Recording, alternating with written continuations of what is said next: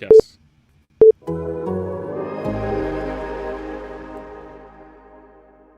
Bird to your mother, it's time for another episode of Birds with Friends. Just a trio of feathery brethren, weathering any season to see the Eagles eat teams like Scrammy's top with cheese. It's Philadelphia. Foles, Sheil, and Zach kicking it cooler than breathing until Zach runs off with his valet keys. He's a real nuanced goose. Pull up a branch, get loose. It's time for some juice on some Birds with Friends. The early bird gets the worm, but prefers getting turned like a turn on some Birds with Friends. Foles, Sheil, and Zach coming at you with stats and things flapping their wings on. It's Tuesday beating after they win by 36. Why didn't we Birds with Friends. They ran for 300. Birds with Friends. How he was inactive. I don't give a...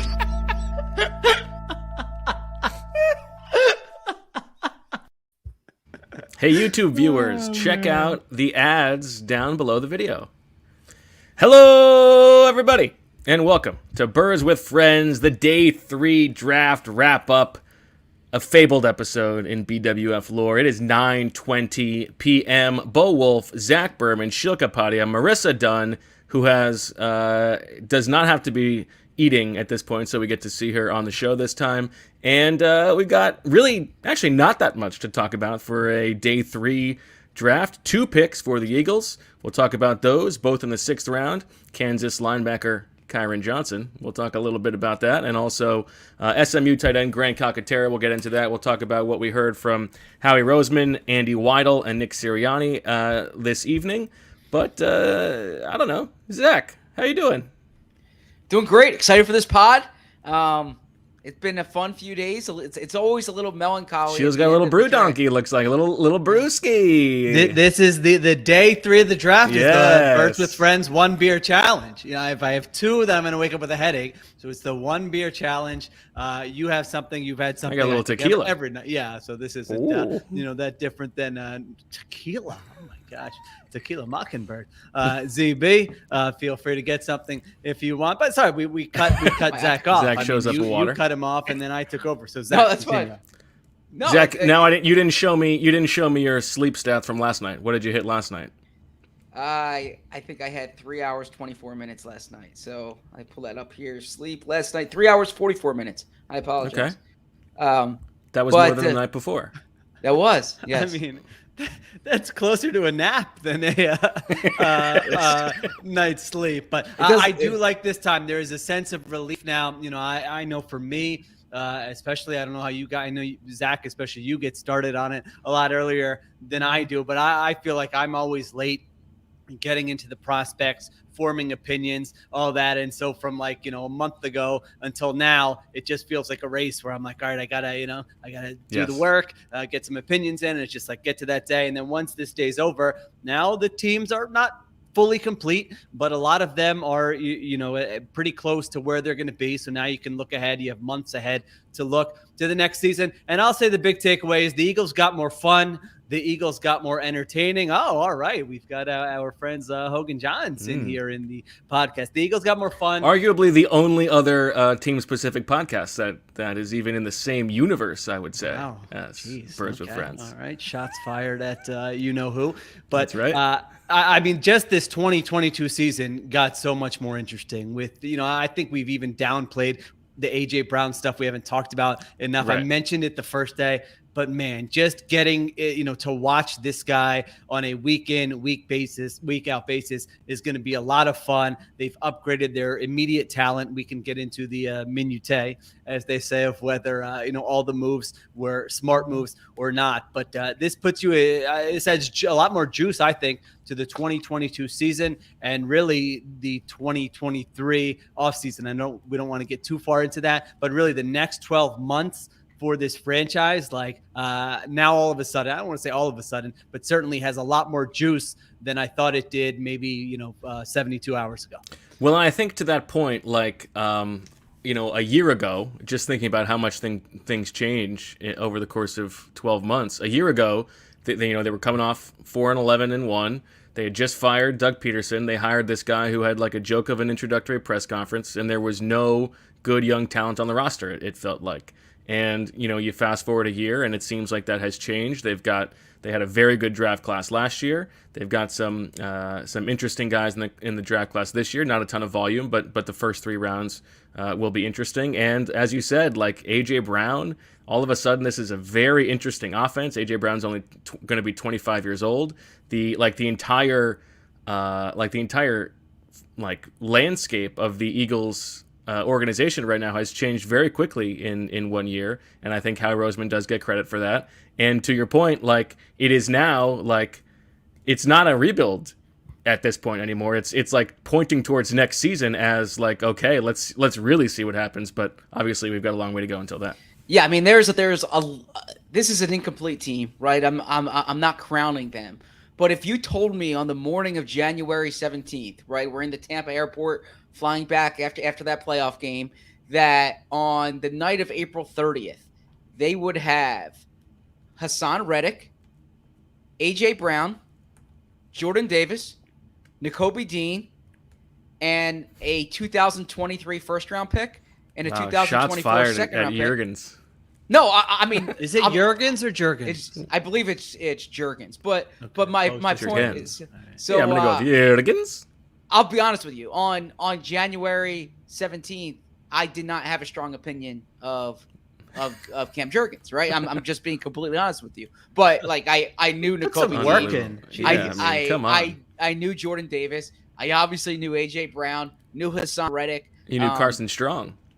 Yeah. So my point being that I think I and we can get caught up in who's your second safety and how did you spend this pick, but like big picture, they made some moves this offseason that aren't just moves on the margin, that like moves that I think make material impact on this team, and they have future inventory. And I don't think Howie Roseman's reading our stuff, but I disagree with that.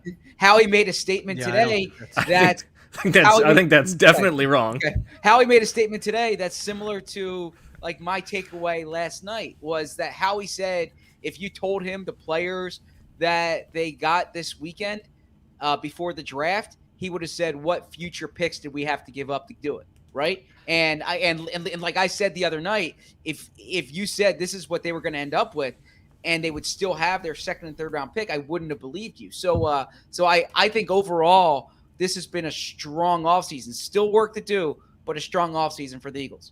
Yeah, I was thinking about their positional groups, and it might have just been – it was earlier this offseason. I mean, it might have been a week ago where we're like, are they better than – I don't know, was it Dallas? I forget the context of what the conversation is, or like where are they above average? And I do think that swung in a pretty major way. I mean, this is a top 5 offensive line with depth. We can have the talk about Kelsey's old, Lane Johnson's old. That's true. But I mean, they've been stocking up. I mean, if you put Andre Dillard, where did I go? I wrote this down. Andre Dillard, Jurgens, Herbig, Driscoll, Opeta. Come on. All right. Well, I don't know who's playing right tackle, but those 4 guys, I mean, that is better than some offensive lines that are going to start in the NFL in week 1. Yeah. I don't know By how the way, many. Sheil, we got confirmation for you. I was watching. Good question, and you asked Okay. the question, and so this for you. I'm glad that this podcast, can spur some ideas and say maybe. So yeah, that was excellent. Zach asked them about Jurgens' versatility, and they said, we do look at him as a guard and a center, and so that does change it, quite a bit for me. Now I didn't find that to be a super convincing answer, though. It wasn't, but also when Sirianni was asked about what are you going to do at right guard, I mean, he did mention him, so he did, but he was also like, he kept coming back to say, I mean, I think he made it to me, reading between the lines, very clear that that's Isaac's job, which it probably should be.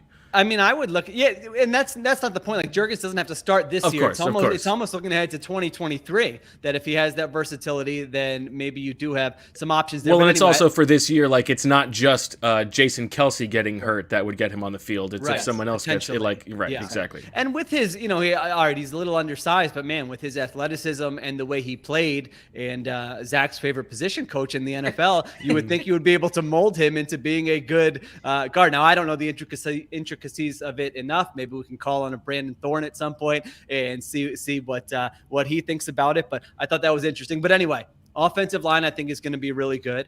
defensive line. I mean, look at this defensive line. I don't want to hear about, listen, I understand they haven't addressed the secondary, but man, this should be this defensive line. What's the second team? Brandon Graham, Derek Barnett, Jordan Davis, and Milton Williams. I mean, again, that could start for some teams in the NFL. So you're going like full 2 deep, 8 guys who really should be able to play, and some young guys there with Sweat, with Williams, with Jordan Davis, with real upside on that group. Even though, we didn't love the Fletcher Cox move. You had some questions with Brandon Graham. But again, these are like a lot of options to work with here, where if not all of them hit, you're still in a good spot. They're pass catching weapons. I mean, A.J. Brown, Devontae Smith, and Dallas Goedert. I mean, that is a nice group to trot out there as your top 3. And even pushing Quez Watkins down to the number 3 is really nice. Yeah. Well, I had that as a note. You can't double Quez now. Is that what he said? I didn't hear him. Or he said something. I don't know. I wrote down. He was saying, you can't focus all your attention on Devontae or all your attention on AJ Brown. Quez. I'm like, I don't think many teams were coming in focusing all their attention on Quez. But you're right about that too. I mean, maybe later this offseason can go through all the skill groups and see where they rank. But that is a nice top 3. So yes, Howie Roseman does deserve credit. This roster is in good shape. The hanging tomato, or whatever you want to call it, is Jalen Hurts. But Jalen Hurts is in position. Hanging tomato? I've never heard that before. I was going to say, onion hanger? Isn't that I think that's something different. You say it, so I decided to go with a different, I was going to say vegetable, but it's the hanging chad.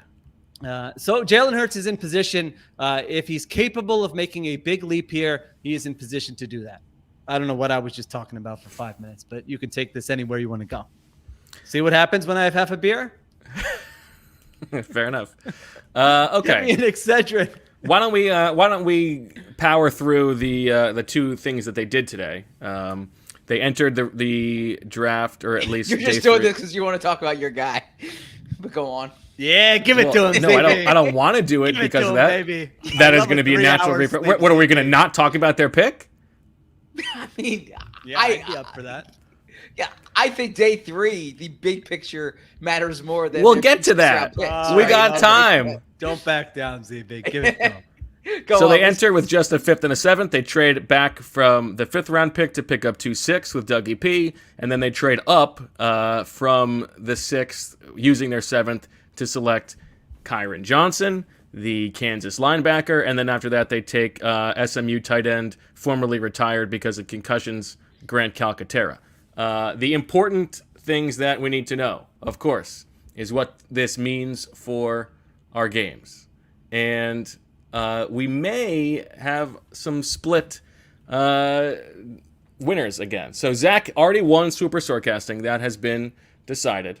The Duck Duck Juice draft yesterday, Sheil rallied to tie it up by getting both interior offensive line and linebacker. And he had linebacker, so he gets Kyron Johnson. I hit tight end, and Sheil is going to be the winner of the Duck Duck Juice draft for 2022. Also, the most prestigious of the 3, as we've established. Also, for this year, at least. Also, good to know that tight end over running back, that panic decision that I made, ended up working out. The Turkeys to the Kingdom, the least prestigious of the games. I won. We don't have to go through all that. You can check that out on Deniz's, but I agree with that. I pretty thoroughly dominated you guys on that front. And then the Alba draft.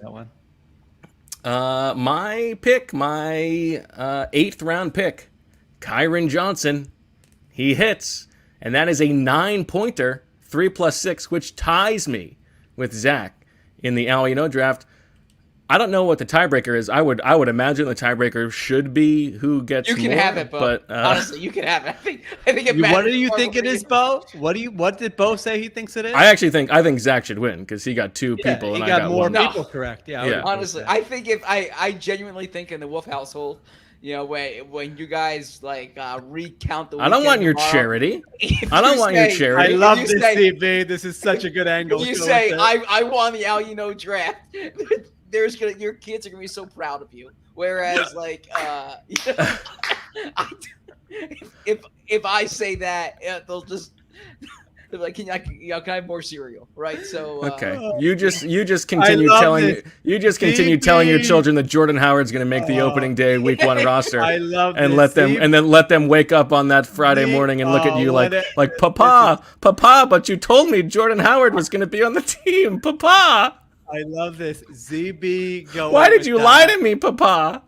I've got enough going on. You need this more. You go ahead and take it. So good. Outstanding works. I'm like, Daddy, why did you lie to me? Why did you get me this Jordan Howard jersey? All right. Wonderful. All right, so that's it there. Now, Bo, did you have Kyron Johnson in the mock draft that you did on The Athletic? No, of course not. But I did have him. What are you doing here?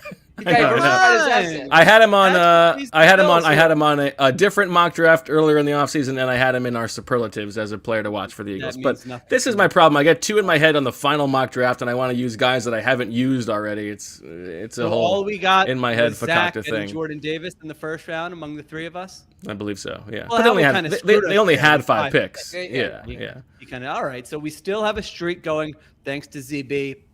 3 years in a row. In that piece, we've at least gotten 1 pick, correct? But we know now for the future, if we want to figure out some of their picks, we know Tony Pauline's cell phone password, right? So we can just because he landed the Juergens one, so we can jump right on to figure that out. Yeah, I think it's a good reminder that the Eagles, at least recently, have not been very good at like disguising their draft intentions.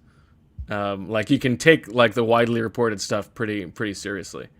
All right, so why was Kyron Johnson one of your guys? I mean, all you do all draft season is tell us that the old guys suck and you're the biggest ageist That's not true. There is. And this guy's turning 24 in July. Okay. Pretend like let's talk about some nuance here, okay? Bo deserves. I'm gonna pump up Bo here, okay? I don't like where this is going. Let's go back to 5 minutes ago. It's a very Cash Wheeler thing we got going on. I have said in the past that Bo is a very good observer, right? When he's at the games, when he's at terrible practice. Reporter. No, that's true. But as far as observing goes, he picks up things. He's very good observer. And at the Senior Bowl, I agree with that. Bo is locked in. Bo's not one of these guys at the Senior Bowl who's there catching up. Bo is like watching prospects, and he's there for the By the way, if there shouldn't be any expense questions in the future, but if there are any if there's any is this worth going to? Okay, Bo should just point to that's right. Because value does this bring to the company? Well, how about getting Kyron Johnson right in the draft? Thank you very much, Mr. New York Times. My point is like you're going there and you're providing value to your audience right there. You would not have known about him like you're not watching Kansas on Saturday, right? Okay, now I know that's right. Yeah. So. Yeah, I mean he struck me, and listen, Andy Weidel said the same thing. He popped out to them at the Senior Bowl. We don't get to sit next to the scouts. They sequester us on the other side of the field. But over there and over here, Andy Weidel and me, our eyes are looking at the same things. Okay, so what's the age thing? How do you explain why we like a 24-year-old player who's never had more pretend than like there don't tell me there's no nuance here. Like at the top of the draft, old. That's legitimately old. That's not that old, and we're talking about we're talking in July. Yeah, that's old, but the 6th round. That's old for a first-round pick. I'm not using a first or second-round pick on a guy like that, but in the 6th round, for Hogan Johns, I gave their guy a D. I mean, they're using a pick on what's it? On Velas the Peelis. The guy turns 25 years old. He's older than AJ Brown. He served in the war. All right, sorry. Go ahead. Explain yourself. No, I'll defend Bo on this too. If you're drafting a 20, what kind of turn did this take? I was just complimenting you for trashing Bo, and now since then, I'm saying him. In the 6th round, going on here? In the 6th round, you're not signing you're not drafting someone in the 6th round expecting him to be a second contract player for you.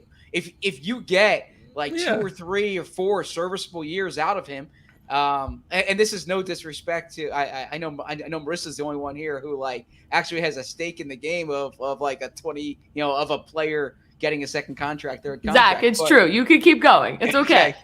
Yeah.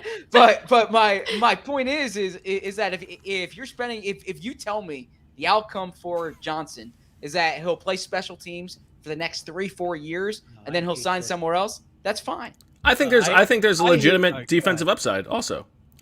He's undersized, but like for that position, he looked to me like and I know that this is a low bar. Looked to me like he can do what Jannard Avery did better than Jannard Avery did it. Okay. Although he said he's talking to their inside linebackers coach. I think that's just linebackers. I think it just means Nick Rallis. Yeah, they don't have an outside. I don't think they have an inside linebackers coach. Yeah. I don't believe in spending 6th or 7th round picks to find special teamers. This was actually going to be in the 10 draft commandments, but I already had 10, and I didn't want to change it to 11. So maybe we can save this for next year. I don't totally agree with that. 7th round, you take some big swings on some athletes with upside. Maybe they stunk in college. Maybe they had a weird situation. Like Bryce Brown is the name that will often come up with this. All right, it didn't work out with him in college, but man, this guy's an incredible athlete. I would look at all the recruiting rankings. You know, who were the best guy, the 5-star guys coming out, who it didn't work out for them. I mean, you don't need to be spending that depends anything. on volume. You can find a special. Yeah, volume. They had 5 picks, so I especially wouldn't be doing it in a year where I had 5 picks in the draft. Well, no, I disagree, and also you have to think about like the job of like the general manager and the constituents at play. Like, you know, you have to, you can't just let your special teams coordinator sit there and like be giving him nobody. Listen, the special teams coordinator will be happy. This isn't like a kicker or a punter. What are you talking about? His job. I'm telling you, I think that he has more upside than just special teams. Okay, but I'm telling you, the special teams coordinator job is to make the most of the guys I'm giving to him. I'm not going to go the special teams. That's not on my radar that I need to go sign. Well, these guys I'm not saying just, but I'm just thinking. I'm talking about all of the different people like on the staff. Now, to be fair, I would not have traded up for him. That was odd to me. You're trading up. Oh yeah, I agree with that. 24. Yeah. And you only have 5 picks in the draft, and you're selling me on special teams. Now, if you think he's a good defensive prospect, now I know he is pretty athletic, right? So maybe he fits some of the there's some crossover in what we're talking about here. If they think he's a good defensive prospect and that's what they want to sell me on, I would still not love the pick, but you can sell me on that. I don't want to hear anyone sell me on he's going to play special teams for you. He better be like the best special teams player in the NFL if that's why I'm taking him here. Well, how do you feel about a guy who once retired because of concussions? Well, I mean, this reminded me of the Clayton Thorson pick, really. And I feel like you do always benefit. This pick is terrible. This fits the exact. Wait a second, Clayton Thorson. Yeah, no, Clayton Thorson is what you were just talking about, like a guy who has no chance of playing on special teams. No. But like, isn't that what you just said? No chance of doing anything. No, that's not what I said. No, I'm saying Grant. And I don't want to butcher the last name. He's like a former top recruit who was all Big 12. Like he's someone who, now he retired from football. Yeah. But if that was not based on talent. He's someone who's probably a day 2 player. Okay. Now I don't want to speak lightly about this because it's serious, but I mean, seriously, if a guy retired because he had 2 concussions and according to Dane Brugler is not sure how many concussions he had, I'll take him off my board. Well, you're missed on Jalen Phillips then. That's fine. If somebody else wants those players, that's fine. That it's risk that I don't from need the to horse's take. mouth, though. Like from the horse's mouth. I was calling you a horse. No. I'm saying we spoke to him tonight. We spoke to him today, and calling Grant a horse. Grant. Okay, it's an expression. I'm sorry. He said, "quote I had a couple concussions. He did play for when the I Mustangs. was at Oklahoma. Really minor concussions. I didn't from have the Mustangs' mouth. Yeah. And then he said doctors told him that he was not at a serious risk here. These were minor concussions. Now, again, I don't know. I mean, concussions are serious, right? I don't want to downplay. Right. I mean, so minor that he decided he thought it was in his best interest to stop playing football. Yeah. Right? I think that was more from a lifestyle thing, and then he missed the game, right? Like he pursued a passion of his. He wanted to be a firefighter. He was training to be a firefighter, and he realized that he loves football, and this is the only time in his life that he'll be able to play professional football. He could pick up firefighting at 30, but he can't pick up professional football. Well, I think this is really what it's all about, is that we know that Howie Roseman cares about a narrative and righting historic wrongs, and for him, this is an opportunity to finally draft a successful firefighter. I hope he has a long and successful career and stays healthy and gets everything he wants from the NFL. But that is not, I mean, all the players available to you in the 7th round. Again, if had somebody on my board that said retired because of multiple concussions, and then knew that we weren't sure how many concussions he had, and his career high for yards in a season was 465 in college. I mean, I would just say, all right, let's move on to one of our other options here. That's all. I agree. That's a completely valid argument, right? I hear you. I'm not going to disagree with you. That's a completely valid argument. Where I'm pushing back. I like Cam Hayward's brother. So where I'm pushing back is a few moments ago, you said you would spend your 6th round picks on upside players. You would search for players who aren't just like special teams guys, but players who have a profile that offers discernible upside. That's exactly what this is, right? Okay, now, profile with discernible upside and players who have not retired previously because of very serious medical issues. All right, okay, fair. We'll add that to it. Fair, but like he was someone who he was first team All Big 12 back in Kyler Murray's year in 2018. He replaced Mark Andrews at tight end for Oklahoma, and he was their number 1 tight end. Jalen Hurts' year, he retires. Then he comes back. He's productive last year. There were other tight ends that I liked more, but if they had been pretty well picked over, though. Yeah, if you had to rewind the tape when we had Deontay on, I believe, and I was saying I was underwhelmed by this tight end class, I believe Grant is one of the players that he pointed out as someone going first name on Grant, like he's Peter King. No, because I don't want to. I was talking to Peter about Grant, and I don't want this guy has big upside. First off, I actually thought about that the other, or I listened back to it on the drive to work the other day. Well, you're up for 21 hours a day. I was going to ask you why. But you guys call him PK, and that's okay. I call him Peter, right? Like I think it's more of a flex to call someone by their nickname. That's like me going up to we gotta let Zach just talk this whole show. He's really on a heater. That's like me going up to LaShawn McCoy and being like, "Yo, Shady," right? No, I call him LaShawn. I'm not at Shady level yet, right? I mean, if I said to him, if I was like PK and I were talking, I went up to PK. That would have been epic. Yeah, exactly.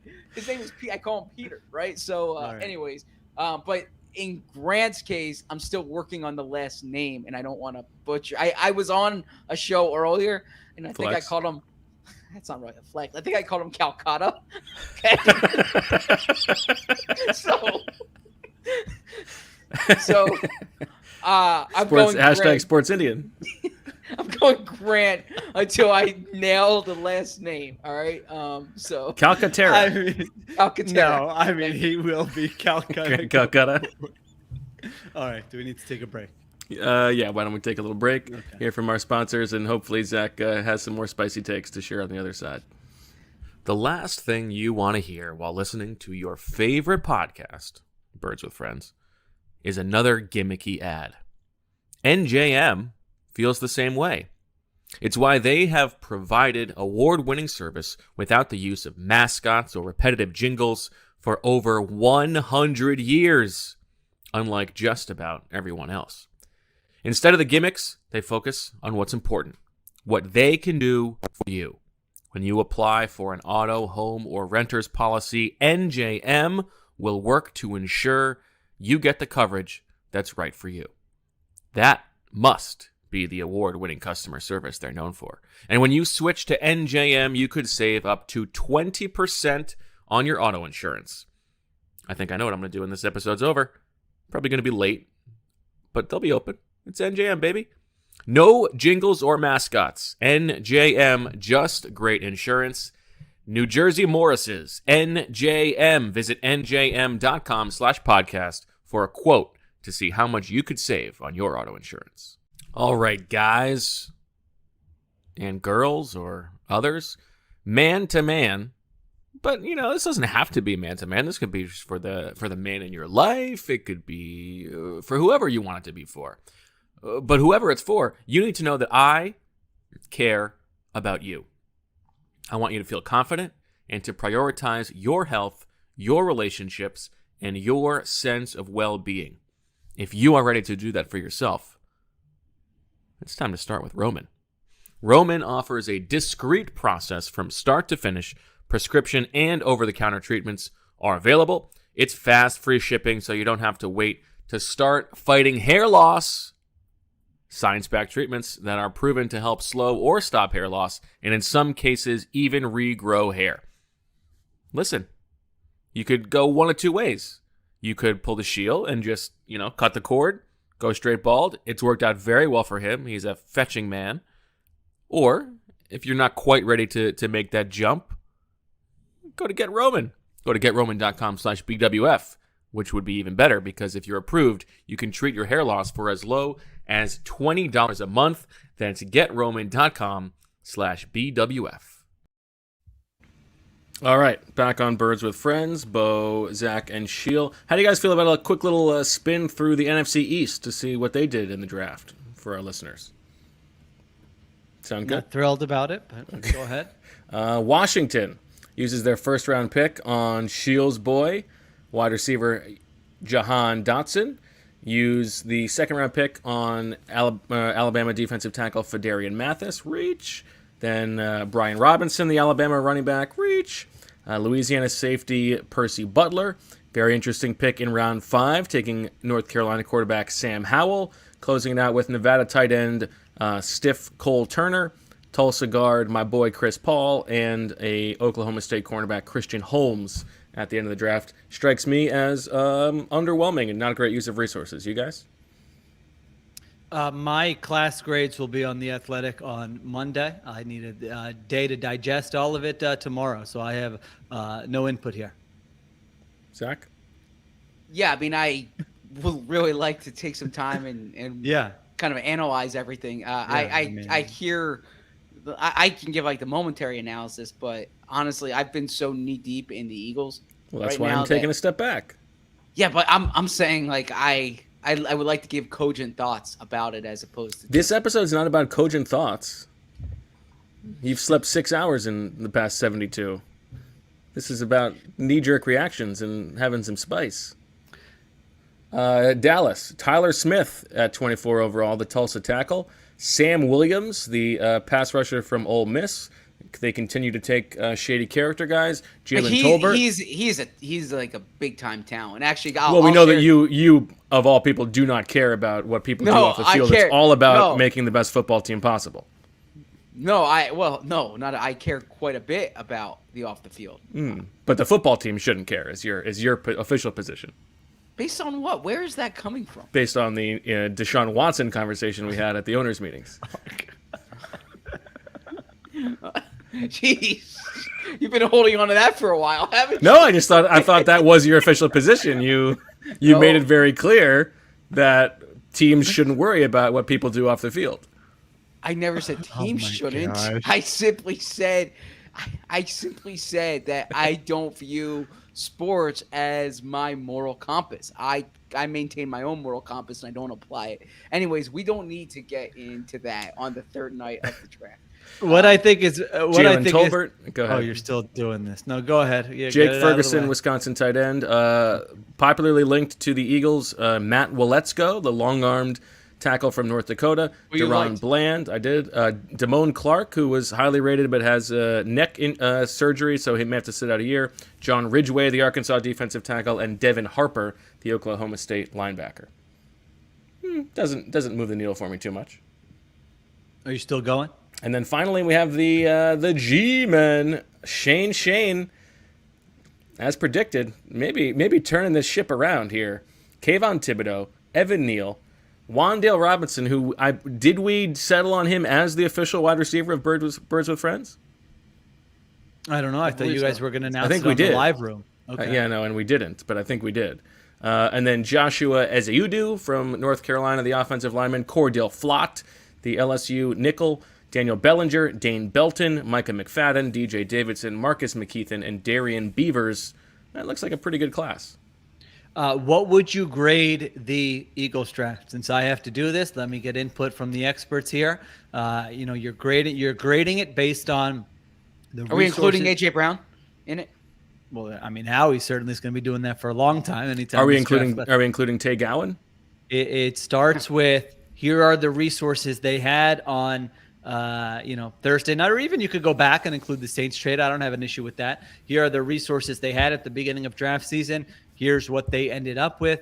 Based on what they did and what they have, what grade do you give it based on the resources available? So, for example, the Carolina Panthers had the 6th pick, and then they didn't have a pick again until 137. So I'm not going to – now they traded back up, but I'm not going to grade their draft the same as I would a team like the Eagles. Based on the resources they had at their – based on the resources. I would say either B+ or A-, and the reason I say that is I rarely give out an A. Is they landed 2 top 30 players and a player who I think is a top 10 receiver in the NFL, right? And they also have a future first. Wait, who are the 2 top 30 players?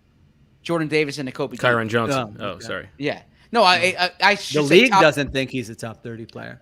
I'm saying based on Dane's. We've been using Dane's board as our standardized board throughout. So when we say top X player, I've been going based on Dane's board because we're at the Athletics. So 2 players who are in the top 30 by Dane. Okay. And there is, I think the Kobe Dean is the swing pick. There's no question about that, right? He's also the pick that we've had to do these exercises for the Athletic, like my favorite pick or best pick. And I put Nakobe Dean, and I understand it's a risk to put that, but if we operate with the information that we have right now, which is that he's playing, he says he's playing, the team says he's playing. What they got was a consensus All-American who was voted the top linebacker in the country, who's been durable in his football career, and who, from what we've been told, is going to play the next time we see him. To me, that's a good outcome. So it's interesting you view him as the swing player. I sort of think long-term, the success of this class hinges on Cam Jurgens turning into a very good player. If he is only an average offensive lineman, I feel like that is not a good use of that resource. I mean, you could say Jordan Davis is the swing pick. Right. I mean, this is one of the most intriguing prospects in the entire class. I mean, you can say, well, yeah, but his floor is going to be, dominant run player, but that's a thin line between adequate run defender and dominant run defender. Is he wrecking games every week, or is he just holding up as sort of an okay defensive tackle against the run? So that's what makes it. Now, Bo, do you have a grade in mind? I didn't get yours. I think I would say B+. I mean, the AJ Brown thing is huge, and I think that was an absolute win for them, and that is the most important thing that they did, because it adds a blue chip player who is young and controllable and at a very important position, and changes the face of the offense, changes the ability to evaluate Jalen Hurts, and sets them up for the future. I think that's great. Kudos. In terms of the other picks themselves, I mean, Jordan Davis could be awesome, and I think it's a risk worth taking. But it is also fair to say that they I think the idea that they gave up way too much to move up from 15 to 13 is a little bit overstated. But they did. They spent 13 overall and a 4th and 2 5ths on Jordan Davis, with the presumption that he is going to be more than a 2-down player. Or a guy who allows them to change the structure of the defense. He needs to be more than that, and I'm not so sure that he will be. And you're also spending a pick on is interior offensive line definitely worth that second round pick, and then a linebacker. If we're talking about just positional value, defensive tackle, center, linebacker is maybe not what you want to use those premium resources on, but I think that their process was sound this year, and so I would still say that they did a good job. I would say B+. If they stayed at 15 What do you think happens? Do the Texans just take Kenyon Green at 13? I mean, I don't think feel so. You don't think so? Who do you think they take? I mean, if they Maybe. loved one of the other guys, they don't Right. make the trade, right? Probably, right? Or they trade out with somebody else, and somebody else moves in to take All right, let's assume Davis or Hamilton. They stay at 13. All right, so Zach disagrees. So you think they might take Davis or Hamilton? Yes, where someone else trades in there. Yes. Okay. I mean, it's an interesting exercise because Green was already considered sort of a reach at 15, and so if they were at 13, like if they loved Hamilton or Davis, I sort of feel like they probably would have just taken Hamilton or Davis. Now, maybe they did want to get that volume in the middle rounds, but it's an interesting exercise because if they just end up taking Green and then you say, all right, the Ravens, whatever, they're going to take Davis or Hamilton, and you end up with the other guy at 15 and you hold on to those 3 other picks, would that have been a better outcome? Well, so I hear you. I'm not shifting the conversation. I'm simply framing it this way. When they made a similar type of move last year, okay, jumping up to get Devontae Smith, and with that they attached the third. They didn't attach. In this case, they attached day 3 picks. That one they attached the third. From my understanding, and correct me if I'm wrong, it wasn't met with the same type of skepticism. I think because of the way you view Devontae Smith, perhaps relative to Jordan Davis, correct? Yeah, that's right. Well, and also just but the way things fell, he was the last guy on that tier. Like Surtain had gone, and J.C. Horn had gone, and Jalen Waddle had gone. He was the last guy hanging there. Now, on your tier, right? I know. But that was the presumption they weren't going to take Micah Parsons. Like that's a separate. So, but in this situation, they could have stayed and probably gotten one of 2 guys. We think they probably didn't like Kyle Hamilton as much as we do. So that's a separate thing. Like I am operating like based on the fact that they made that trade. I am operating under the assumption that Jordan Davis, that there was a drop off after that they had to get Jordan Davis, right? There was a reason that they jumped Baltimore because they needed to get Jordan Davis based on the way they evaluated these players. Now I can disagree with that, but in terms of the process, it's similar to the move last year for Devontae Smith. And yeah, I think you're right. It's less valuable pick that they gave up. The exercise is interesting, but the truth is what they did tells us that they considered Jordan Davis a much more impactful player than Kyle Hamilton for them. Right, but when we're looking at this in 3 years, Kyle Hamilton will be the guy we're comparing 100%. Jordan Davis. Should they have taken Kyle Hamilton, whether with the trade up or whether with just sitting put there at 15? So this is an intriguing draft because you can really, like a columnist has to in these situations just kind of pick one side and have a take. And so with Jordan Davis, you really could have just gone in big and said, they got their guy. They didn't overthink it. Look at this guy's upside with the athletic testing and the best, defensive player in football last year, won the Bednarik Award. Great job, Howie. Or you could have gone, this is a reach. They traded up. They gave up 3 mid-round picks for Jordan Davis when they maybe could have just sat put and gotten Kyle Hamilton. This guy might not even be on the field on 3rd down for them. He only played 25 snaps a game last year in college. What makes you think he's going to be able to play 45 snaps in the NFL? And so that part makes it intriguing. Even the A.J. Brown thing, the more I was thinking about this, it is a really bizarre situation. Our old friend Teron Davenport had a good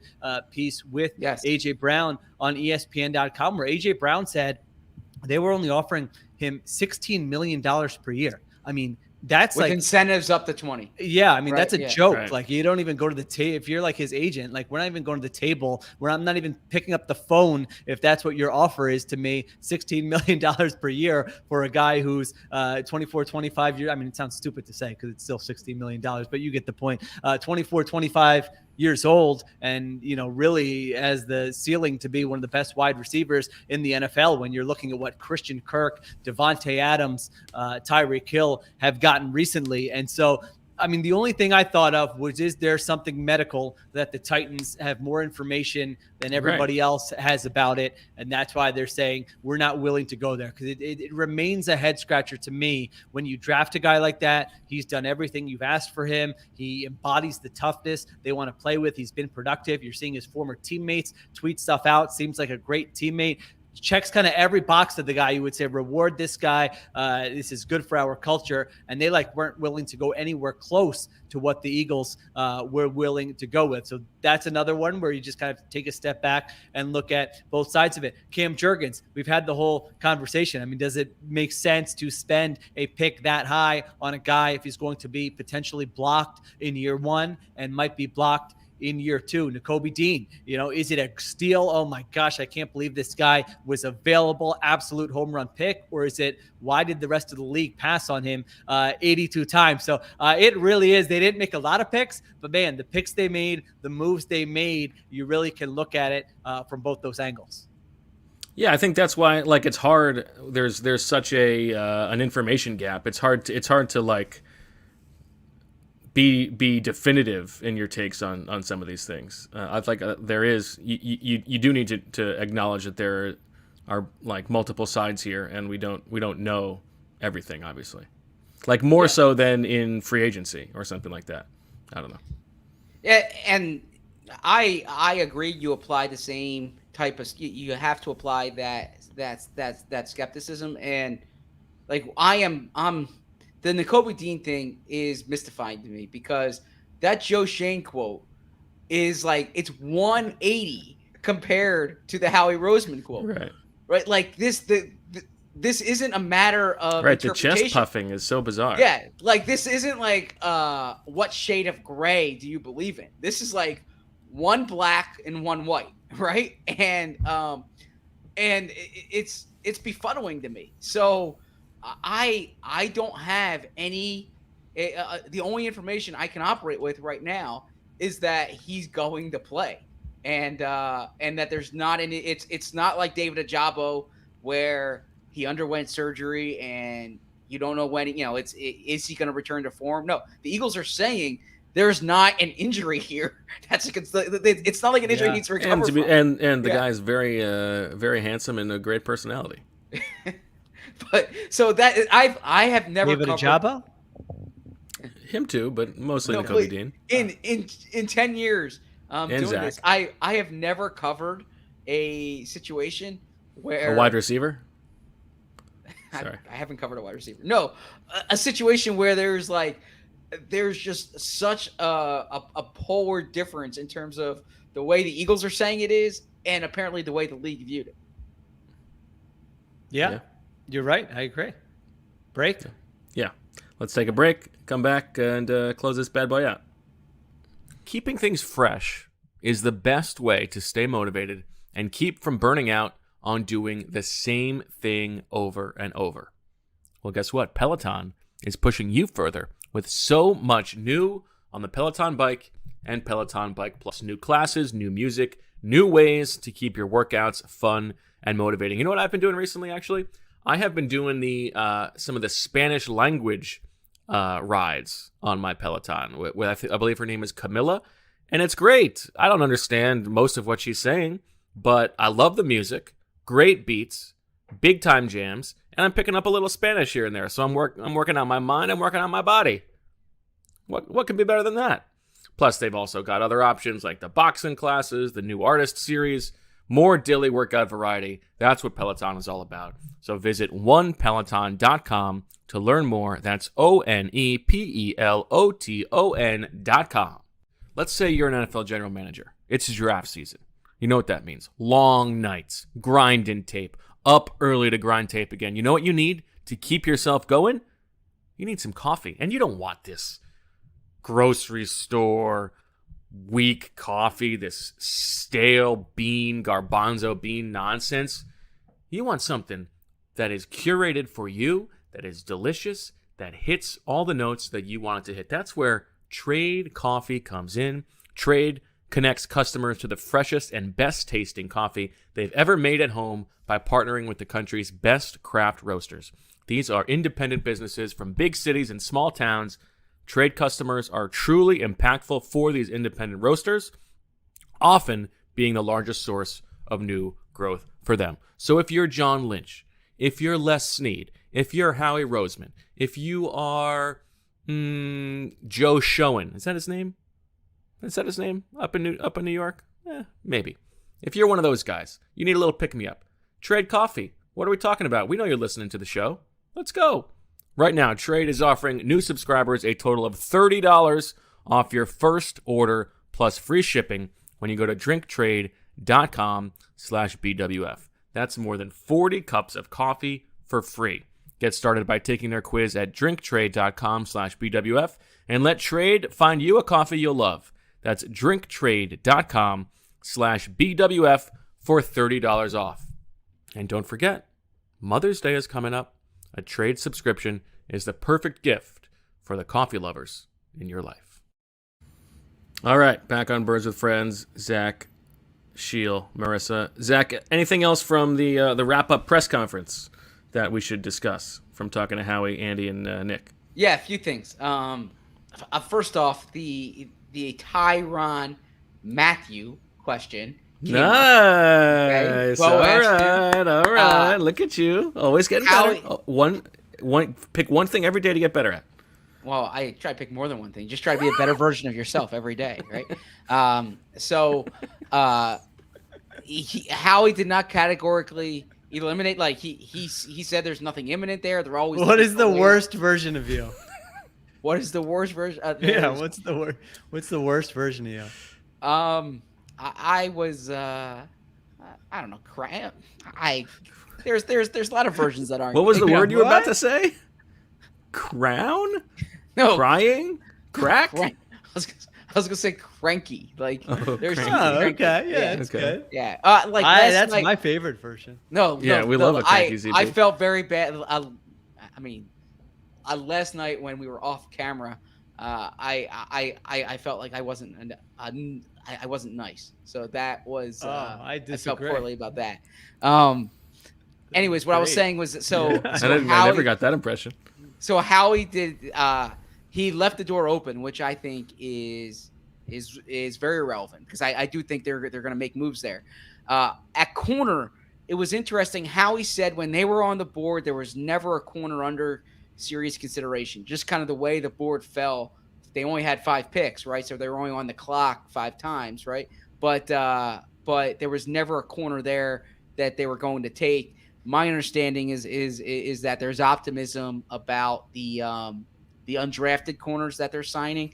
We'll see. There's always optimism, relative to like using a late round pick. Yeah. They like the guys they signed. Yeah, and I don't totally buy the idea that the guys they acquired last year they consider part of this draft class because it's their first offseason with the team. Nonsense. Can you write a post? Just everybody we should consider part of this draft class. I mean, are there 40? The entire roster should be considered part of the draft class. Yeah. I don't buy that, but I do think with corners in particular, safety's a different story. With corners in particular, I envision this being comparable to 2017, where they're going to see what they have before they make a move, because like the players they were rumored to go after this offseason, it wasn't really cornerbacks, right? It was, I mean, they were in the market for some safeties.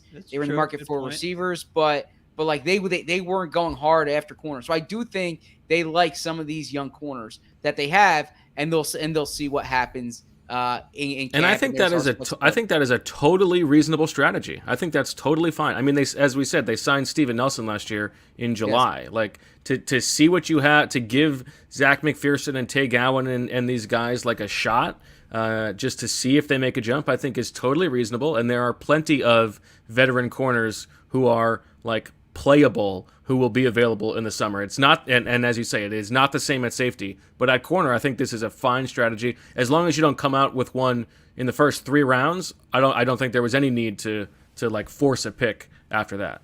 Sure, you're right. Bo asked about quarterbacks, if they considered a quarterback in say just round had to get 2, him on the round record 3. on that. Yeah, and he said no. Like that's not the way it was.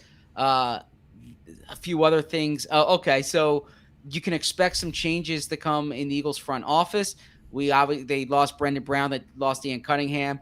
As we know, they weren't thrilled with the timing of that, and they are going to make some additions. They're going to promote from within, but I also think they're going to make some additions now post draft. Now, what did you make the of thing to watch is go ahead. Andy Weidel is a candidate for the Steelers GM job, so we'll need to monitor that. And he was asked about that. He said, "Be where your feet are. Don't be looking Hold around." on, that was a hilarious answer. Yeah, I thought that sequence was pretty funny. I don't know if you guys thought about it the same way. I was just watching it before the podcast, and so yeah, they were asked. Andy Weidel was asked about your candidate for the Steelers job, how to kind of focus on what you're doing here, sort of thing. And then, Howie, just what has sort of Andy meant to this, what would it mean to kind of lose him? And I thought Howie was going to go into like, Andy's been a great, just this guy's been doing a fantastic job behind the scenes, really pump him up. And Howie's like, we got a lot of internal candidates we think that can kind of rise up. Well, because he was also asked about replacing the other guys. Yeah. He was, but yeah, he didn't. And then he answered the whole question, and then they kind of moved on. And someone's like, Andy, like the question was actually, for you. Yeah. Well, Zach, what did you make of Andy's demeanor up on the podium all weekend long? He seemed a little bit.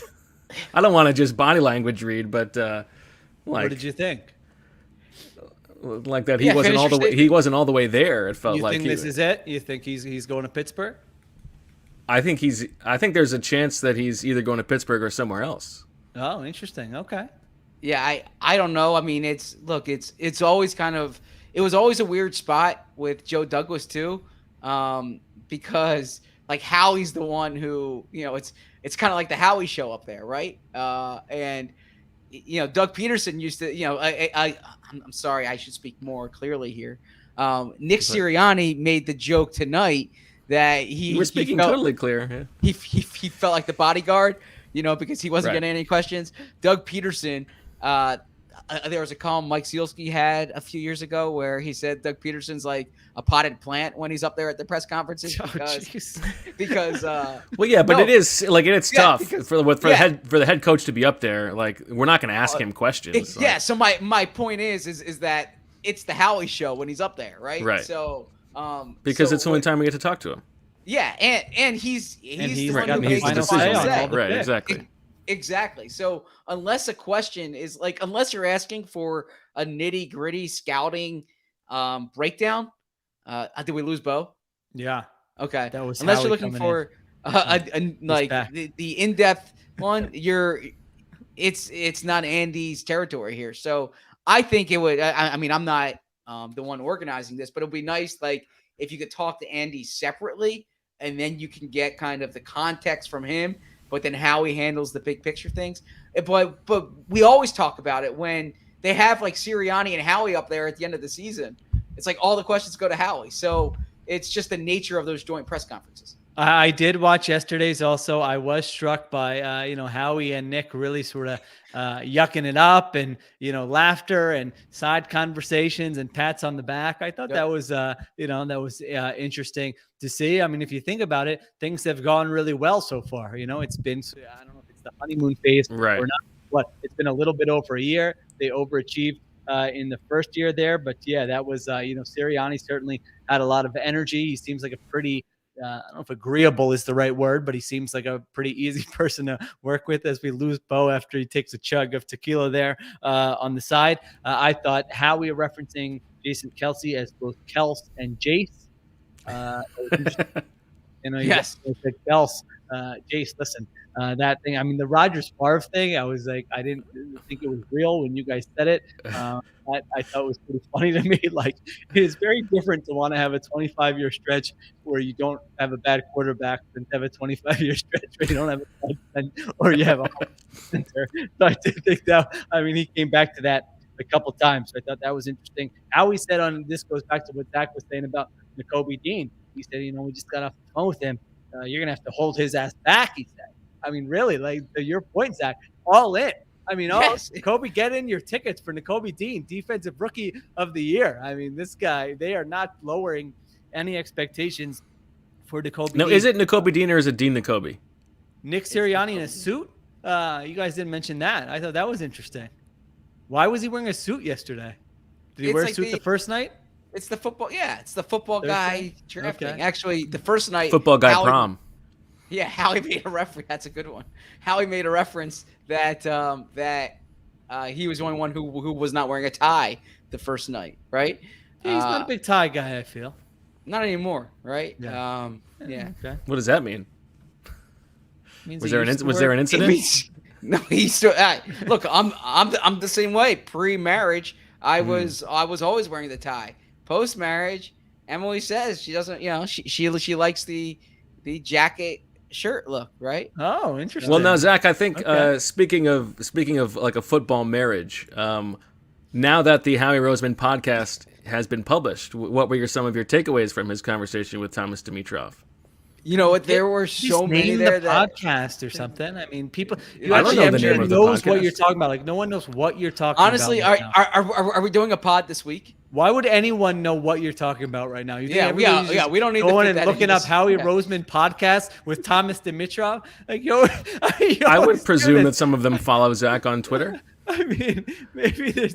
We did lead the show with that the other night. By the Yeah, way. we referenced it a couple episodes ago. I don't think anyone knew at that time what we were talking about. So yeah, let's get into it on a day when we don't have like a lot of news to dissect. Okay. From Howie tonight, I'm looking through my notes. What'd you think of the? Jeffrey pulled us aside and said, "How lucky are we to do this? Yeah. Is that genuine? Is he?" Oh wait, I did he feel say like- Jeffrey pulled him aside, or did Yeah. he say Nick pulled him aside? No, Jeffrey It was pulled- Jeffrey. Jeffrey pulled Jeffrey Howie and pulled Nick us aside. and Oh, Which- for which some reason also- I heard that as Nick. And saying then that. Howie just went on this like thing about Yes. 20 years ago. I don't even know Yeah. what the question was. Yeah, what I was can Well, tell you the that's the question, question because it was. Yeah, Oh, go ahead, Zach. Yeah, so I asked the question because Howie was like when we were at the owners meetings, Howie was very clear about the fact that this is like a really important draft. I'll right? read you the question. I have the transcript here. You said, in talking to you in Florida, you did not downplay the significance of this draft. When you look at the capital that you have for next year, acquiring A.J. Brown and the 5 players you drafted, did it reach what you hoped for? Did it exceed it? How would you explain the overall process? And so there were too many questions in there, but No, but Howie, then he goes, yeah. Howie used it to talk about the cafeteria staff making them great food, Right. about Katie David getting there or staying till 1 a.m. and getting there at 7 a.m., about how Jeffrey pulled him and Nick aside to say how lucky they are to do it, how Howie remembers his first draft coming to Veterans Stadium, and how they get to pick players and try to win another Super Bowl. And the funny thing there is Howie thought like he was closing on this really great note. All right. And then there was but the press conference wasn't finished yet. Right. So he thought it's like, okay. he was like, so he's wrapping it up and how great it is to try to win another Super Bowl. And then it's like 2 more questions. And he's like, what? 2 more questions. I just had this great, And the next question is, did John Rager demand a trade? And it's like, oh, now you're reminding me of my pick from 2020. We have some breaking news in the chat and on Twitter that Nick Foles has been released by the Really? Chicago Bears. Nick Foles is a free. I think he just automatically becomes a free agent, right? Free to sign wherever he wants. Trade Minshew. What's your gut saying? Trade Should Minshew. they- Bring him should back. they bring Nicky franchise home? I don't and even say- think. Of course. And bring him in and say, you know what, Hurts is our starter, but we know you are a high character, fantastic teammate. Everybody loves you in the building. Come mentor our boy Jalen. Listen, he runs the football.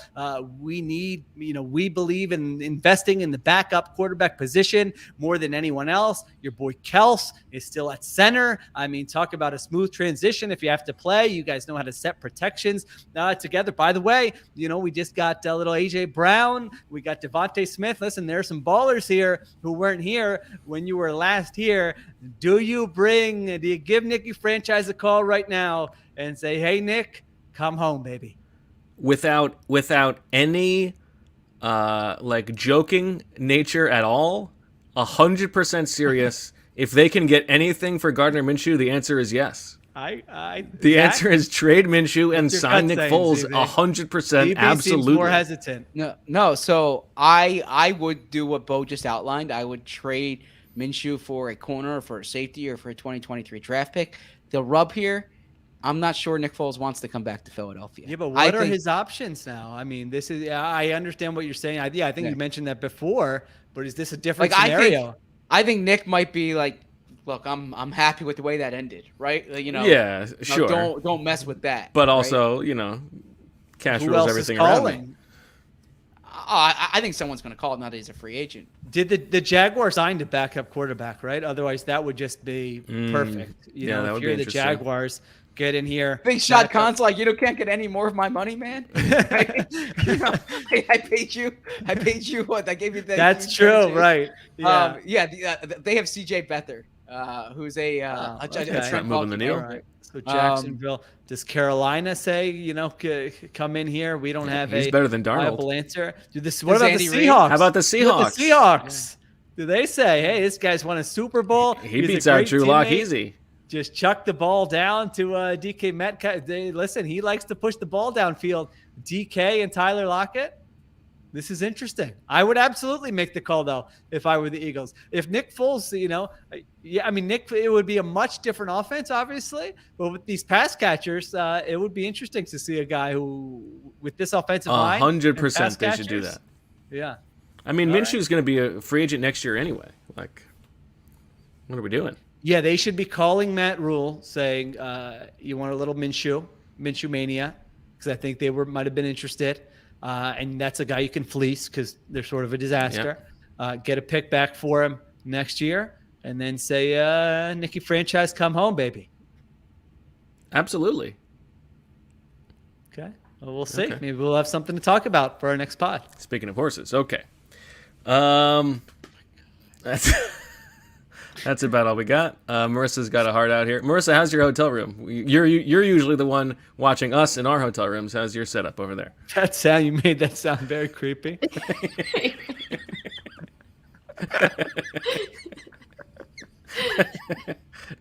My hotel room is great. A few comments have said it looks like I'm in a closet, but it's actually a very, very big hotel room. Yeah, I think it looks roomy, actually. Yeah, it's very big. Bo's the one in the closet. Is that is that a TV next to you? Yeah, that's a TV, like a double-sided TV. Like this is the living room TV, and then behind it is like for a bed. It's a very nice hotel room. Outstanding. Yes, very nice. Two TVs in one hotel room. That's nice. Any good behind-the-scenes stories of the crew at The Athletic and the podcast you guys have been doing? Any good gossip you can share? I will tell you, as I said as we came on, Dane Brugler is actually a beast. Like he is unbelievable. His knowledge, unbelievable. Like it was so cool to watch in action, especially today. We didn't do a live stream, but getting to watch just casually while he was like typing up some notes and stuff, and just the amount of knowledge he has is unbelievable. But I will say, I did get some juicy info on Dane that Bo actually knew, so I didn't feel as cool afterward. The only green thing that Dane eats or drinks is Mountain Dew. He's never had a salad in his entire life. Like literally, he has said he's never had a salad in his entire life. He doesn't eat. The only vegetable he'll eat is green beans. So thought that was very interesting. He says he eats like an 8-year-old. I mean, that's wild. So that's what fuels the beast, I guess. So maybe we're doing it wrong. Great wordplay right there. Yeah, maybe we're doing it wrong. Maybe like the veggies I eat and all, like, everything healthy is not right. So like I almost got a headache just from when you said Mountain Dew. Like if I had a Mountain Dew right now, this diet Mountain Dew would affect my entire week. Oh, it's even worse than NutraSweet. He drinks like 2 a day. He had 2 donuts today. I'm just giving Dane's diet. I got no problem with donuts. Yeah, I mean, it's draft Saturday. Come on. I had a donut today. He did say I could tweet that because I was going to say, like, breaking, Dane Brugler has never and he said it's okay. Salad. Right. Yeah, he's never eaten a salad. So he did say it was okay to share that information. But I will echo what you said. I mean, he is a beast because puts in so much work, so knowledgeable, and is not like a know-it-all. type guy. I mean, when he was on with you guys, asking you about wide receivers and you were hesitant, I mean, he's saying, no, it's an opinion business. I want to hear your opinion. That's what I love about him. He powers, really the entire site. And I can speak for, anything I've written over the last unbelievable. Month. The East is just on my computer and I'm referencing it time and again. So organized where I can just say, all right, this guy started 24 games in college, 17 at left guard, 6 at right tackle. I mean, that information. Isn't it unbelievable? You can't find that anywhere. It powers everything. It powers everything. It powers every writer for The Athletic. It probably powers writers all over the internet who are just I've heard from so many people all over this weekend of the Dane, how Dane is just unbelievable, not just within The Athletic. So I mean, if you don't have a subscription and you are not reading that, especially now, like people want to know about their picks. The people. Well, and like literally, the Eagles are signing these undrafted guys. Dane's going to have write-ups on like most of those guys. Yeah, it's crazy. Well, I mean, he hit everyone drafted. He had in the Beast. Mm-hmm. Second year in a row. All 262 players were in his top 300 and in the Beast. So yes, shout out to Dane. Yeah. A little Dane Brugler love. That's a good way to close it. He deserves it. He deserves that and an app. Like I think the chat seems to and be like all a red pepper or something like that. Yes, a red pepper. I want to get him a green juice or something. But hey, it works for him. So he melts. Like he eats a red pepper and then just like melts to the ground. Yeah. Anyway. All right. Dane Belton. Do you see how that all came together? Okay. Well, I guess that'll do it for this episode of Birds with Friends, concluding the long haul of draft weekend. The Eagles have remade their roster, and it should be exciting. We've got lots to talk about. The season has much more juice than it did a week ago, so that's fun. We'll be back at some point this week with another Birds with Friends. I'm sure there will be some other news trickling out, and we will have you covered on The Athletic with some more draft recap stuff and the shadow draft, Sheil's grades. Zach's got a depth chart rundown coming up, so theathletic.com/birdswithfriends gets you a good deal. And I mean, come on, Marissa's been staying up till the wee hours. Zach's been sleeping 3 hours a night. Let's get those chart numbers rising. Let's get the downloads. Let's get the subscribes, all that good stuff, and of course follow Sheil on Instagram. So for Zach, Sheil, Marissa, for Dane, and for Elijah, I'm Bo. Thanks for listening, and we'll talk to you later this week. And as always, we love you.